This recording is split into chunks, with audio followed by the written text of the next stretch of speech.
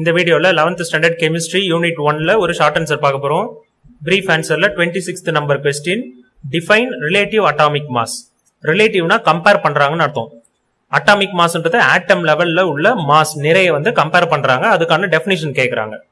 Page number 4ல இதுக்கான answer இருக்கு. The relative atomic mass is defined as. இந்த definition எழுத போறோம். இந்த வீடியோலாம் பாக்குறதுக்கு முன்னாடி 11th வீடியோஸ் பாக்குறதுக்கு முன்னாடி 10th ஸ்டாண்டர்ட்ல நம்ம பேசிக்லாம் நல்லா தரவா பார்த்துட்டோம். அதை யாராவது பார்க்கல, அதை பார்க்காம 11th டைரக்டா பாக்குறீங்கன்னா அவங்க அந்த வீடியோஸ் எல்லாம் பார்த்துட்டு அதுக்கப்புறம் இதை பாருங்க. அந்த வீடியோஸ் இந்த சென்ஸ் ஃபார் எக்ஸாம்பிள் கெமிஸ்ட்ரினா கெமிஸ்ட்ரி ரிலேட்டட் வீடியோஸ், அந்த பேசிக்ஸ்லாம் கொஞ்சம் புரிஞ்சுக்கணும். போன வருஷம் நீங்க புரிஞ்சு படிச்சிருந்தீங்கன்னா ஒன்றும் ப்ராப்ளம் இல்லை. இப்போ இந்த ஆன்சர் பார்க்கலாம். The relative atomic mass is defined as the ratio. ரேஷியோனா டிவைடுன்னு அர்த்தம். Ratio of the average atomic mass factor to the unified atomic mass unit. ரேஷியோனா நான் டிவைடுன்னு சொல்லியிருக்கேன். 2 இதையும் பார்க்கணும். இந்த 2 வச்சு இதுக்கு முன்னாடி இருக்கிற வார்த்தையை ஆவரேஜ் அட்டாமிக் மாஸ் ஃபேக்டர்ன்றத நியூமரேட்டர்ல வச்சுக்கணும்.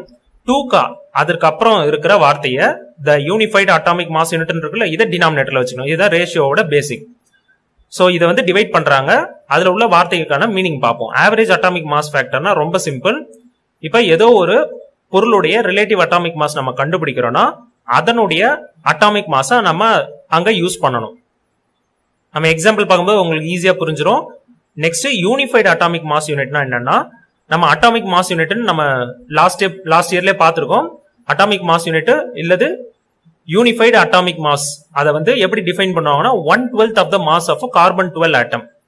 கார்பன் 12 ஆட்டம் நம்மளுக்கு தெரியும், பீரியாடிக் டேபிள் எல்லாம் பார்த்திருப்பீங்க. கார்பன் அதனுடைய 12ன்றது அதனுடைய மாஸ் நம்பர். கார்பன் 12 ஆட்டம் அதனுடைய மாஸ்ல 1/12னா அதை இந்த கார்பன் 12 மாஸ் எடுத்து 12ஆல டிவைட் பண்ணோம்னா நமக்கு கிடைக்கிற வேல்யூ தான் அட்டாமிக் மாஸ் யூனிட்னு சொல்லுவோம். சோ அத 1 AMUன்னு சொல்லுவாங்க ஆர் 1 Uன்னு சொல்லுவாங்க. இது அப்ராக்சிமேட்டா இந்த வேல்யூ. இது ரொம்ப சிம்பிள். கார்பன் 12 அதனுடைய மாஸ் எடுத்து அதை 12ஆல டிவைட் பண்ணணும். 1/12னா 12ஆல டிவைட் பண்ணணும்னு அர்த்தம். சோ இந்த ஆன்சர் நம்மளுக்கு கிடைக்கும். சோ இந்த ஆன்சர்ல நம்ம யூனிஃபைடு அட்டாமிக் மாஸ் யூனிட்னு சொல்லுவோம். இப்ப இதுக்கான ஃபார்முலா பார்த்தோம்னா ரிலேட்டிவ் அட்டாமிக் மாஸ் அதை ARன்னு குறிப்பாங்க. ரிலேட்டிவ் கீழே ஆர்ன்னு இருக்கிறது ரிலேட்டிவ்க்கு meaning, A for atomic mass. அதை ஃபார்முலாவே எழுதணும்னா average mass of the atom. இப்ப ஆட்டம் இந்த எக்ஸாம்பிள் கூட எடுத்துக்கலாம். ஹைட்ரஜன் கொடுத்துருக்காங்களா, அந்த ஹைட்ரஜனுடைய ஆட்டம் அதனுடைய மாஸ நியூமரேட்டர்ல எழுதிக்கணும். அதனுடைய ஆவரேஜ் மாஸ நியூமரேட்டர்ல எழுதிக்கணும். டிவைடட் பை யூனிஃபைடு அட்டாமிக் மாஸ்னா நம்ம ஒரு வேல்யூ பார்த்தோம்ல, இப்ப அதை டினாமினேட்டர்ல யூஸ் பண்ணிக்கணும். ரொம்ப சிம்பிள்.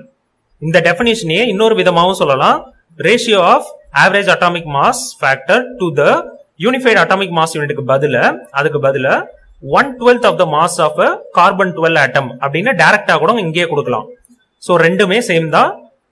நீங்க ஃபார்முலா மட்டும் என்ன புரிஞ்சுக்கணும்னா, நியூமரேட்டர்ல எந்த ஆட்டம் வந்து நம்ம கண்டுபிடிக்க போறோமோ அதுக்கு ரிலேட்டிவ் அட்டாமிக் மாஸ் கண்டுபிடிக்க போறோமோ அதை நியூமரேட்டர்ல யூஸ் பண்ணோம். நம்ம ஒரு எக்ஸாம்பிள் பார்த்தோம், அதுல ஹைட்ரஜன் நியூமரேட்டர்ல யூஸ் பண்ணியிருந்தோம். டினாமினேட்டர்ல இந்த வேல்யூவை யூஸ் பண்ணணும். ஏன்னா இது வந்து கார்பனை வச்சு அதனுடைய 1/12 மாஸ் எடுத்திருக்கிறோம், அதை டினாமினேட்டர்ல யூஸ் பண்ணணும். அவ்வளவுதான் ரிலேட்டிவ் அட்டாமிக் மாஸ். ரிலேட்டிவ்னு ஏன் இப்ப புரிஞ்சிருக்கும்னு நினைக்கிறேன்.